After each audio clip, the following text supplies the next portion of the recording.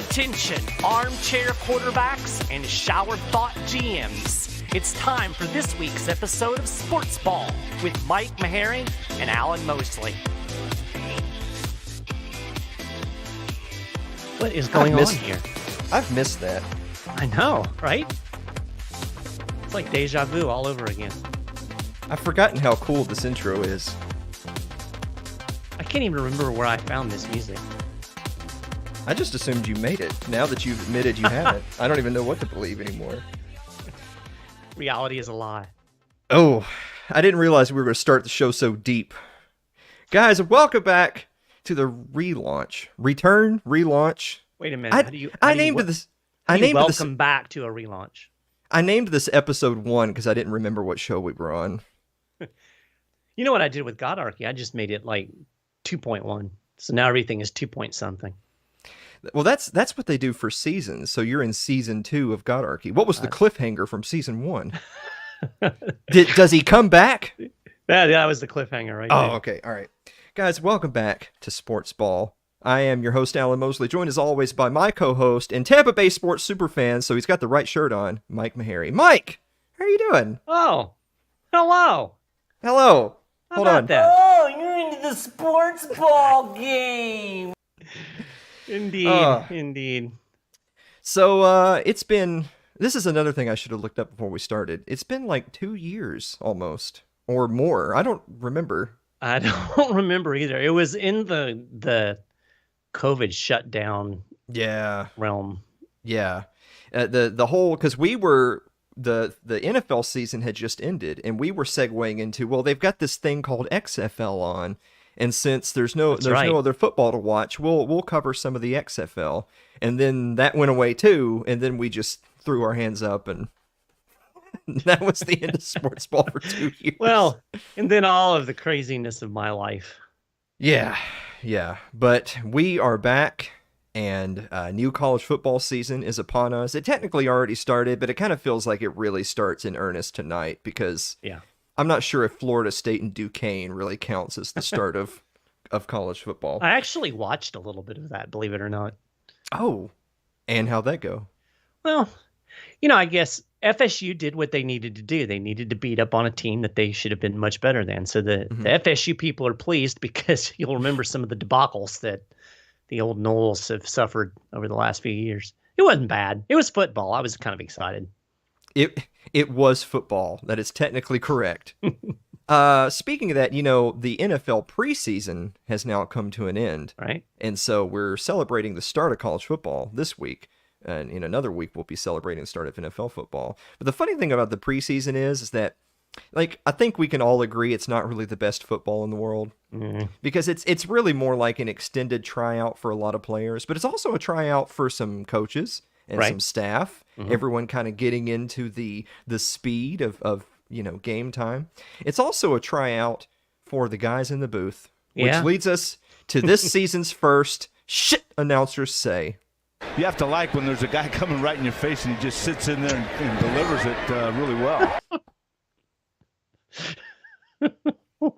Do you ever, I know that this is such a naive thing to say, but do you ever do that thing where you see somebody, some professional doing something and you think, I could do that? Yes. Well, we used to have a segment, if you recall.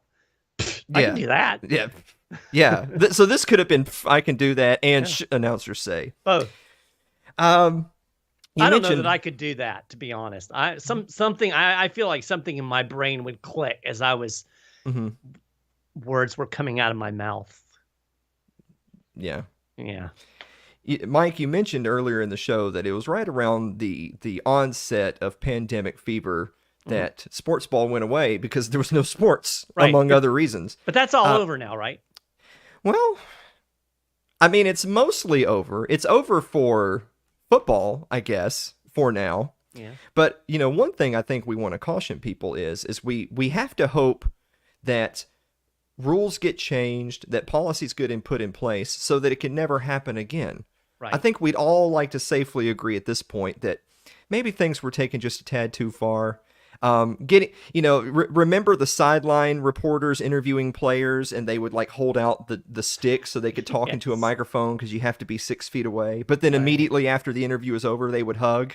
That type of stuff. Yeah. Well, I'll tell you one area that it hasn't ended, unfortunately. The 2022 U.S. Open for tennis is happening right now, but tennis star Novak Djokovic is not there. Which, by the way, just as an aside, doesn't that just put a pall over the whole thing, knowing that, well, if one of, if not the best men's tennis player in the world is not there, then how does that make you feel if you win the tournament? Right. Well, it's kind of like the national championship game without Alabama or Georgia, right? Yeah, exactly. Exactly. That's a really good point. So unfortunately, because there's still a law in place, or I don't even know if it's technically a law, I guess it's just an executive order type of a deal that says that that foreigners cannot travel to the United States if they have not been vaccinated against COVID-19. And Novak Djokovic weighed the options. He looked at the data and he decided, I'm a healthy athlete in my prime. I don't need this. Yeah. And for that, he cannot compete in the U.S. Open. Dare I say that that's just a little bit retarded? I thought we were going to leave those words behind us in the relaunch of SportsBall. Oh, well, that didn't last long. I'm just kidding. I'm being retarded. Speaking of being retarded, we're gonna introduce a new segment on the show in the very first episode when we're barely prepared to do the show at all. Are you ready, Mike? That's pretty brave. Let's do it. We're gonna do a new segment that I'm gonna refer to as Yay or Nay. Okay. It's gonna lead us off with this: Russell Wilson and the Denver Broncos agreed to a 5-year extension worth $245 million. Including $165 million guaranteed. That's good for third largest in terms of guaranteed money ever, by the way. Which leads us to our new segment, Yay or Nay. Mike, yay or nay? The Russell Wilson Broncos will enjoy equal or greater success than the Peyton Manning Broncos. That's a tough one, because when you say that, that means Super Bowl. Yeah. So it would multiple have to be, Super Bowls. Right. One win. I don't know. The post Manning Broncos have been kind of that team that is pretty good, except they don't have a quarterback. So now ostensibly they have a quarterback. I'm going to go with nay, just because looking at the division that they're in. That's a tough division. Sure. Tough division. I'm going to say nay. You're going to say nay. Well, I'm more than anything, I'm playing the odds, because how hard is it to get to the Super Bowl, even when you have a good team? You got to have a lot of things go your way. So I'm going nay. Now, see, this is an interesting question, because I know that there's people out there that'll say, is it really fair? Is it really fair to take Russell Wilson having not played a single regular season game yet and immediately start making comparison to the Peyton Manning trade that the Broncos, very similar circumstances, they kind of go all in on a veteran QB, feeling like they're in win now mode. But first of all, all's fair in love and war, right? This is the big leagues, and everyone expects to win. The Denver Broncos absolutely expect to win, and absolutely Russell Wilson is going to be compared to a very similar situation as the one that happened prior. Right. You might think that, gosh, it's awfully big shoes to fill to say, oh, well, you signed a 5-year contract. That means we're going to go to at least a couple Super Bowls and win one. You look at the division they're in. The Raiders are certainly no slouch under Derek Carr. And then, of course, you have Herbert leading the Chargers, which I think is going to be a great quarterback for many years to come. And you have a guy who's already got a ring on his hand, Patrick Mahomes at Kansas City. That's quite a tall task to immediately be thrust into. But on the same token, I think most of us would agree Russell Wilson is a bit younger, a bit healthier than Peyton was. Now, granted, Peyton came back initially from his injury firing on all cylinders, but it wasn't meant to be. When they actually did win the Super Bowl, he was already a shell of his He was former a self. passenger on that bus. Yeah. I think Russell Wilson will play at a higher level for more years than Peyton did, and yet not enjoy as much success as Peyton did, if that makes sense. That's kind of where I am. So you're going nay too. I'm also going nay. I think it's I think it's too much to ask it's too much to ask for almost anybody. I mean, you're talking about the absolute top tier of the league when you're talking about saying, we want this guy under center and he must win us a Super Bowl or it's not worth the investment. I know you and I used to talk on the old SportsBall all the time that there's maybe only 5, 6, 7, 8 quarterbacks in the entire NFL at any given time where you would say we cannot improve upon our situation. Yep. That this guy can be instrumental in winning us a Super Bowl, not being on the team when we win a Super Bowl, but winning us a Super Bowl. Still true.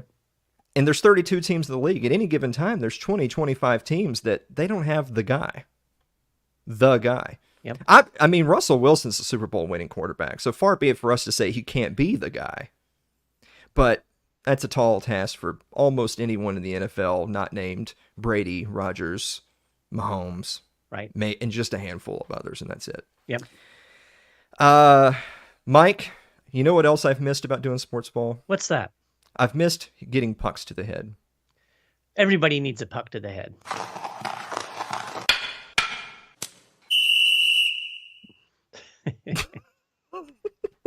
Ow. You can tell we have a huge budget on this program. Yes, we do. All right.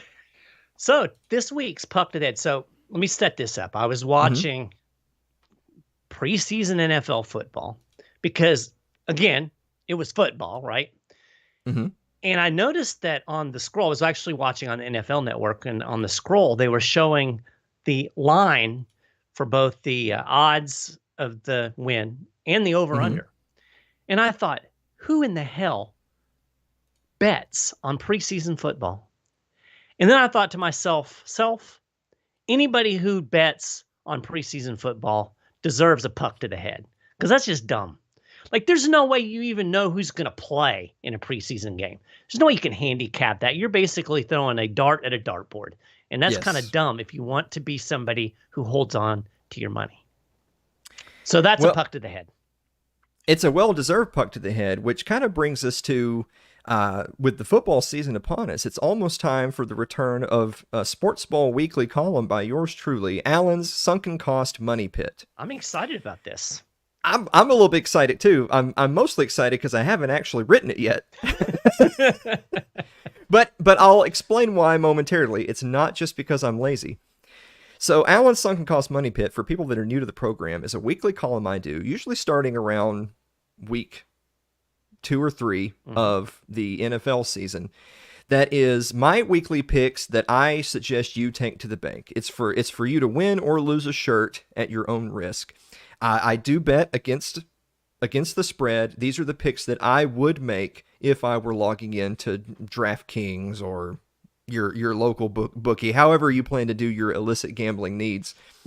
But the thing is I have a short list of rules for sports gambling.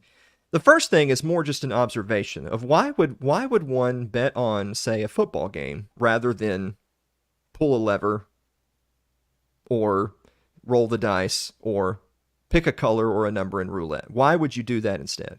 It's because you're not just making a purely uneducated guess. Right. You're trying to take as much data and information as you possibly can about the two contestants and making as educated of a prediction as possible. Right. And if it's a very educated prediction, and if the chips fall in such a way that is reflective of the data that you have, which we certainly know that doesn't always happen, then over time you would win more than you would lose, as opposed to just flipping a coin. Yeah. It's very much the same thing, the difference between playing roulette and investing in a stock market.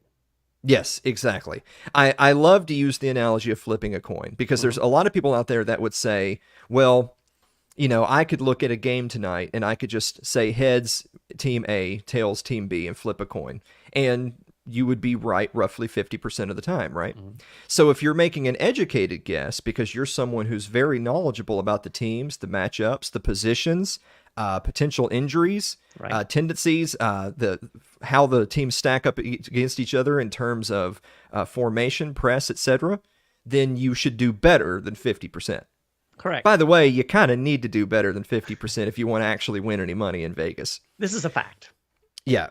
And so, with all that said, I tend not to place any bets in the first couple of weeks of the year. No puck to the head for you. Do you want to know why I don't place bets in the first? And I'm not just talking about preseason. I'm talking about the first couple of weeks of the regular season. Well, Alan, why don't you place bets in the first couple of weeks of the season? Because we just don't know. In the same way, the teams just don't know where they're at until they've actually got their noses bloodied a little bit. And that's the interesting thing about games. We're at the very start of college football. My own Tennessee Volunteers are playing tonight. It's easy to predict them to beat Ball State. Right. But the line's 33.5 points. Do I think that Tennessee, having only had some scrimmages against each other, are ready to go out there in week 1 and play, not just beat an undermanned opponent, but beat them by 34 or more points because they play absolutely clean, perfect football for 4 quarters? Yeah. That's a tough question. It is. And so you'll catch Alan's Sunken Cost Money Pit, I think, in a few weeks. I'm excited. I'm thinking that I might put a little green on some of those picks. See if I can win me some money. It's funny that you mentioned that. I do want to do a little humble brag here and say that if you had bet $100 on every single game that I had picked in Alan's Sunken Cost Money Pit over the last couple of seasons, did you know that you'd be ahead somewhere around $16,000? I did know that because I was following along, but yeah, you were following along but not betting, and now you look back and now weep. Yeah, right. I know right now someone's asking, well, Alan, where's your 16,000? Fuck you. But anyway, it's funny enough. I told Mike as I was getting ready for this first episode that I know that the year that I decide to put my money where my mouth is and actually show people my receipts, that'll be the year that I have a down year and I lose everything. I'm a little afraid that the Meharry jinx would do that too. Yeah, that's very true. Yeah. Before we move on, speaking of, this is the start of the college football season. And you and I had already mused that if you're looking at the teams at the very top, because we're already making kind of our preseason playoff predictions. Now, granted, of course, in college football, the playoff is still only 4 teams. But looking at our playoff predictions, most pundits currently have Alabama as they're starting the season ranked number 1. And most people consider Alabama to be a heavy preseason favorite to win the national championship. Now, this is quite a comeback year for them because they only finished second last year. I know. Losers. So we'll do a quick little rapid fire for college football before we move on. The first one being Alabama as preseason number 1, expected to go gate to gate. Do you agree with that? I have a hard time arguing with it. They've got one of the 2 best quarterbacks in the country. It's Alabama. They reloaded. Now, granted, they are coming off of that dismal runner-up season. So, but no, I can't quibble with that. I mean, you can make an argument for the team that's currently ranked number 2, Ohio State. But and I wouldn't necessarily quibble with that either. But I mean, it's hard to argue against Alabama, man. We'll move on to that very team, number 2, Ohio State. Most pundits are saying that Ohio State is the odds-on number 1 challenger for Alabama going into this season. Do you think that Ohio State poses the biggest threat to Alabama? Well, again, look at the quarterback, Rick Stroud, Heisman. He's going to be in the Heisman running, one of the top QBs in the country. Again, loaded, reloaded. It's Ohio State. Yeah, I can't argue with it. Can you argue with it? The thing about Ohio State is that while I know that on paper they seem like a safe pick to be in the playoffs, that's what most people thought about Ohio State a year ago, and they couldn't overcome Michigan. Yeah, that's true. In fact, it was a little bit of an embarrassing end to the season for the Buckeyes. Yeah. So it's kind of a we'll wait and see type of approach for Ohio State. We are basically in the preseason, so Alan Money Pit rules would also apply. This is very true. You cannot hold me. You don't know what's going to happen with injuries or how some of the new players will mesh. I mean, there's always a lot of questions. But if you're going to have to just guess out of thin air, I don't see how you can go wrong with putting Alabama, Ohio State 1-2. And then number 3 is last year's champion, the defending champion, Georgia Bulldogs. Do you feel that it's a little bit disrespectful that Georgia has dropped to third despite being the defending national champions? Well, they did put 567 players in the NFL last year, so that is very true. They did have a lot of players drafted. But I will say on that defensive line, which was monster. The interesting thing about Georgia is they're in a very similar boat, which is they're a heavy favorite to win the SEC East, which means they're a heavy favorite to at least vie for the SEC championship. Right. They only have a handful of games all season that you could mark on your calendars as significant threats to them going undefeated during the regular season. Right. And just a year ago, they ended the regular season undefeated, only to lose the SEC championship game to Alabama, but win the rematch. But the fact that they were able to back their way into the national title despite coming off of a loss because they, on the resume of having gone the entire regular season undefeated. Who's to say that that exact same scenario can't happen again? And what does it say about the way college football rankings and the college football playoff works, that one year they can come off of a loss into the title game, but another year perhaps not because they don't have as much preseason hype? Right. College football. We should just go back to the BCS, am I right? I don't know. I'm an expanded playoff kind of guy, so yes, let them fight it out in actual games. Yes, I agree completely. And finally, number 4, before we move on, Clemson. Mm-hmm. Clemson, another team that they have probably the easiest road to the college football playoff. They're a shoo-in for at least 4th, because you want to talk about a team that has an easy road. Clemson, by my standards, will play almost no one of note all the way to the ACC title game. Right. If being an ACC champion, particularly an undefeated one, means you're a guaranteed a spot in the college football playoff, then Clemson can just start resting their starters today. They can just start getting ready for the postseason. Do you think that actually helps or hurts Clemson? I think it hurts them in the long run. And if of those 4 teams, this is where my question marks lie, because they weren't very good last year. Mm-hmm. I definitely don't think that they're quite in the class of Ohio State, Alabama, Georgia. Mm-hmm. I think that, obviously it's an advantage having a relatively soft schedule in terms of your pathway to get into the playoffs. I don't think that helps you when you actually have to play Alabama, Ohio State, or Georgia. So sure. Yeah, I guess you could argue on the one hand that maybe there's a less of a fatigue factor, but I don't know. I feel like you need to be tested in the regular season. Yeah, so I actually waffle on this one because as someone who's been a lifelong UT fan, there's a certain benefit to being able to say, look, if we're unblemished out of this schedule, you feel confident that you're the best team in the country. Right. On the other hand, how many years have we watched a Tennessee, a Florida, for that matter? How many, particularly those 2 teams in the same subdivision of the SEC? How many years have you watched your team maybe have one blemish, and if it had not been for one blemish, they would undoubtedly be in the conversation for best team in the country or title game, but they didn't.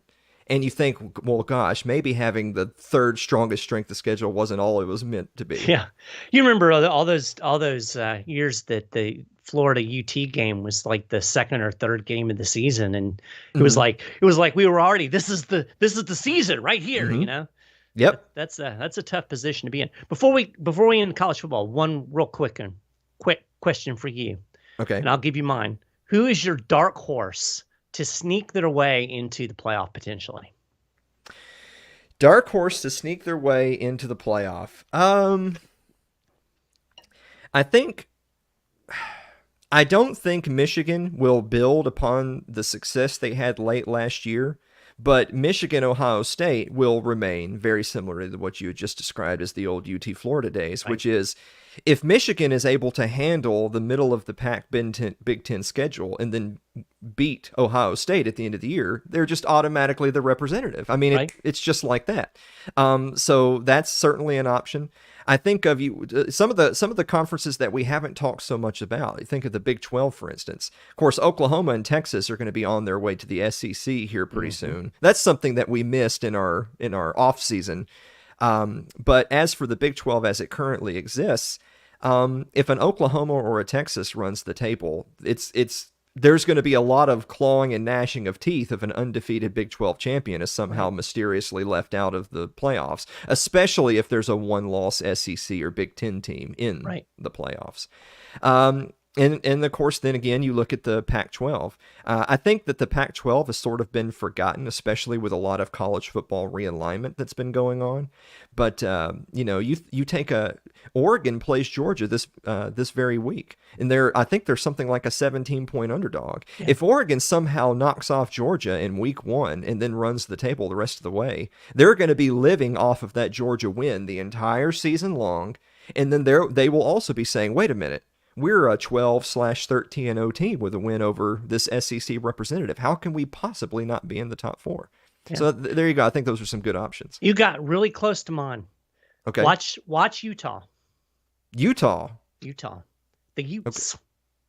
All right. I think they're going to be really good. They start off with Florida. Mm-hmm. I think they'll handle Florida pretty easily. And again, I think you have to see some things play out, but let's say that you do have a upset with Oregon beating Georgia, and that strengthens the schedule, and then Utah beats Oregon. I think they're a team to watch. Now, so there you go. Mark it down. It's funny that you mentioned that and mentioned that Utah starts the season. It's in Gainesville, right? They're playing at Florida. That is correct. To start the year.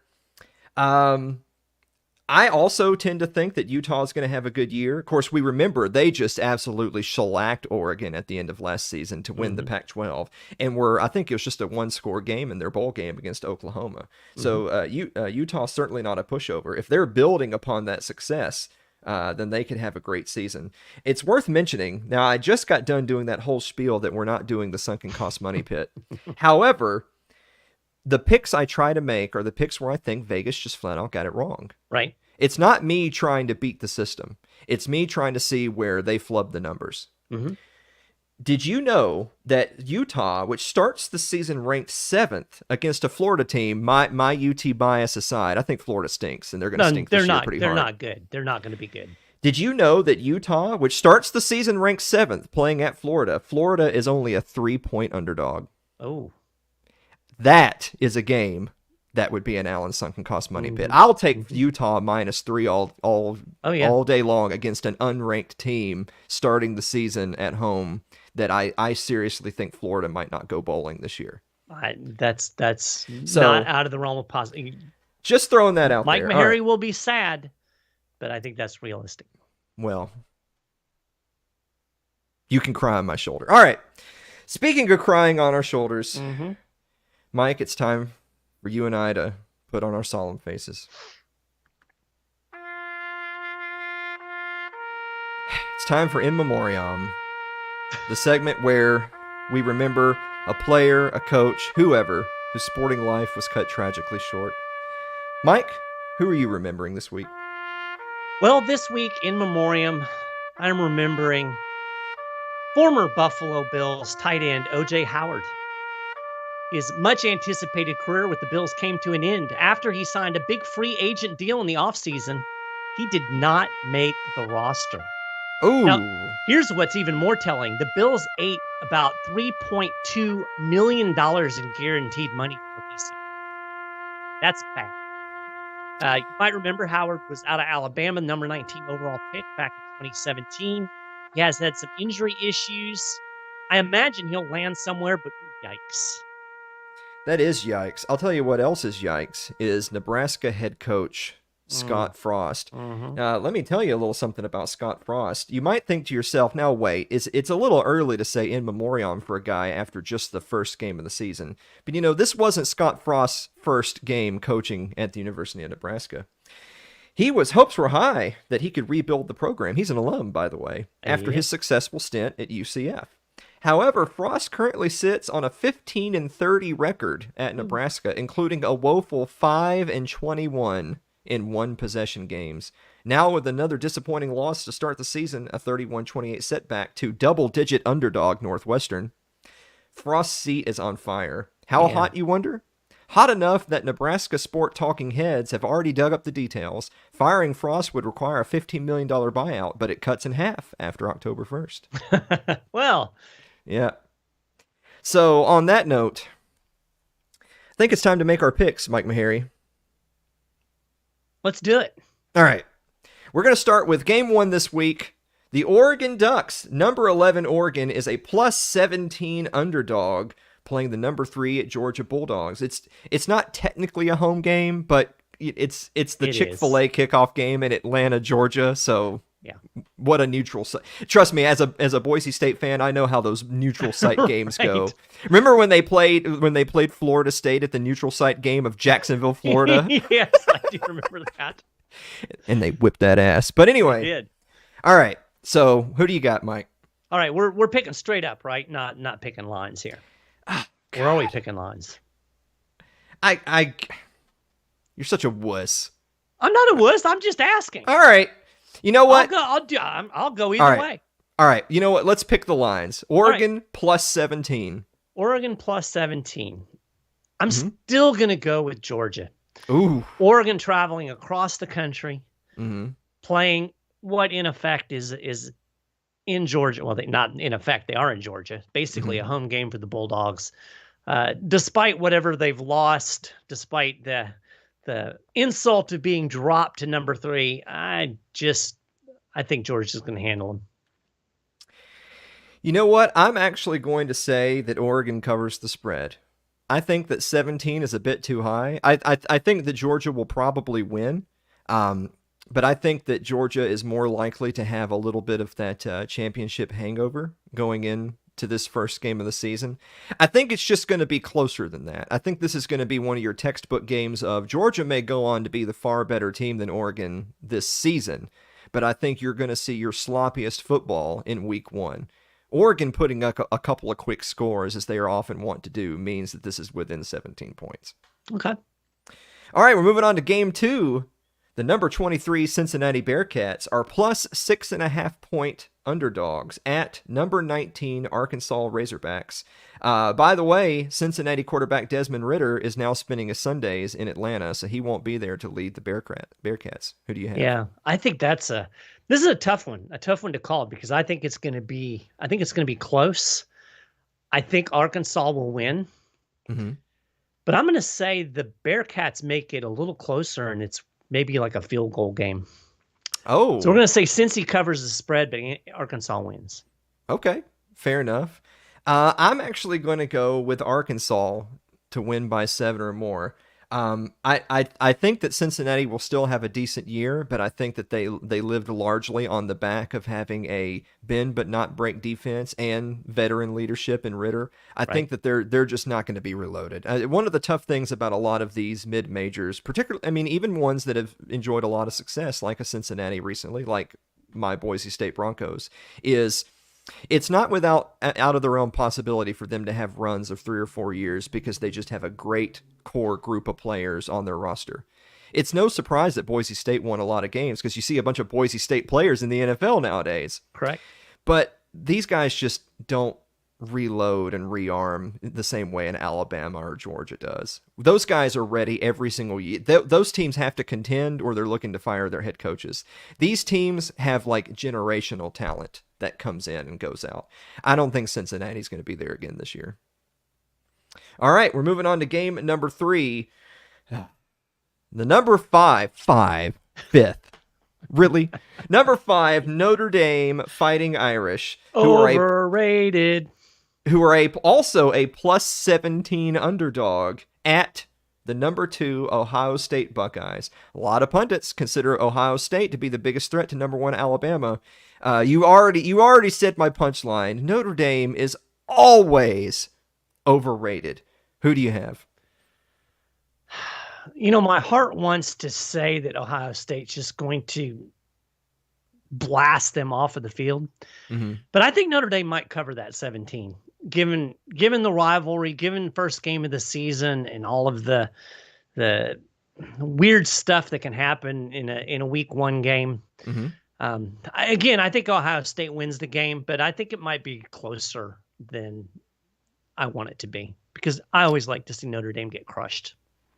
Now, see, this is exactly the type of game that would never make it into the sunken cost money pit, because, I don't like high double-digit spreads between teams that at least should be competitive. Right.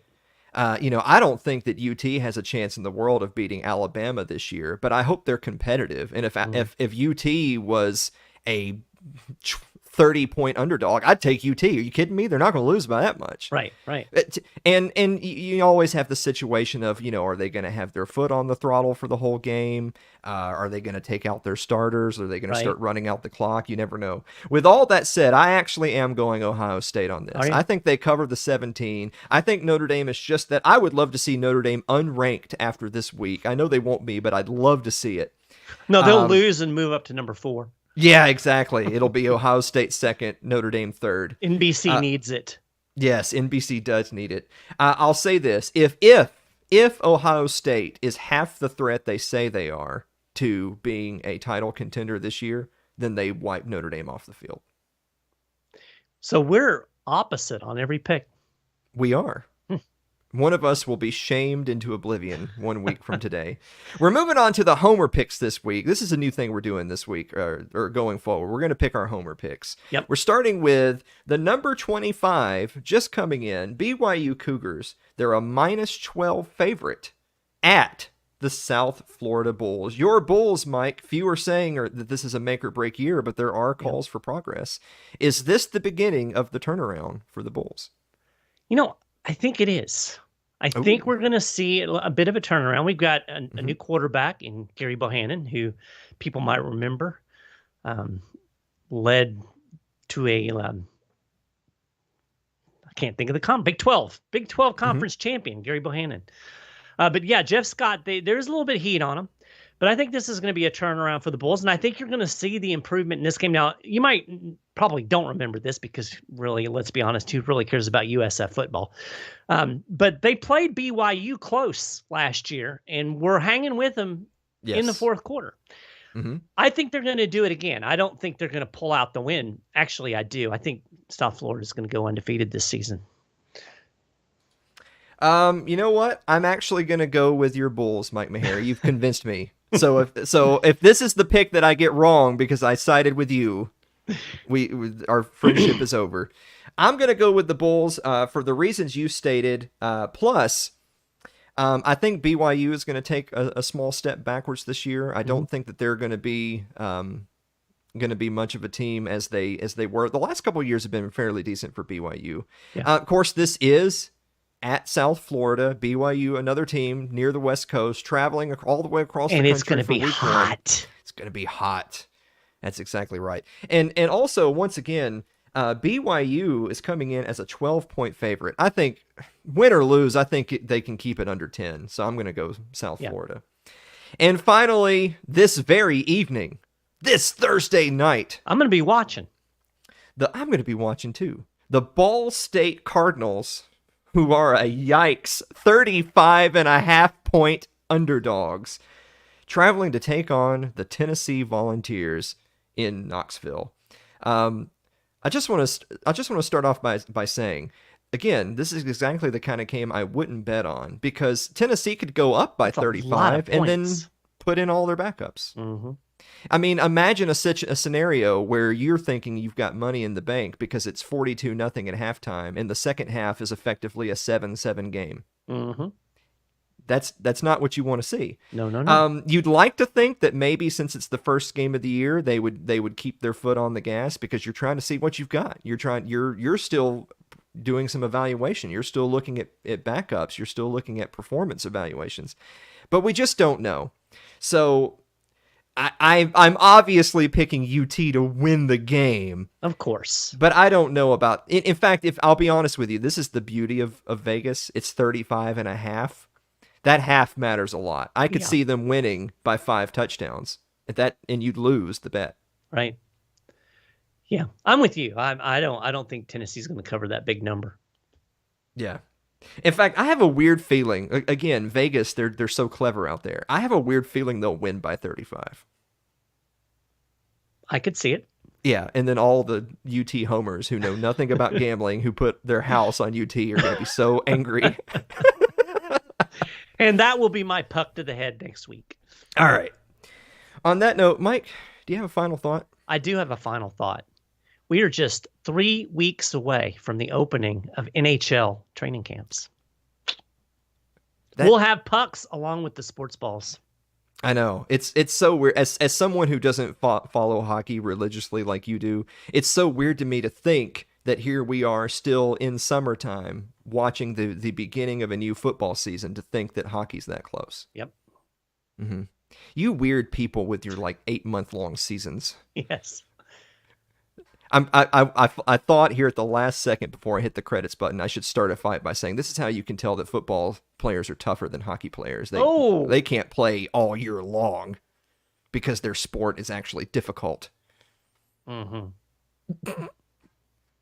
All right. On that note, guys, thanks for listening to another episode of SportsBall. Same time next week, or just shut it down? I thought this was pretty good. I say we at least give it one more week. Yeah, we'll try again next week. Guys, thank you so much, and we will see you next week.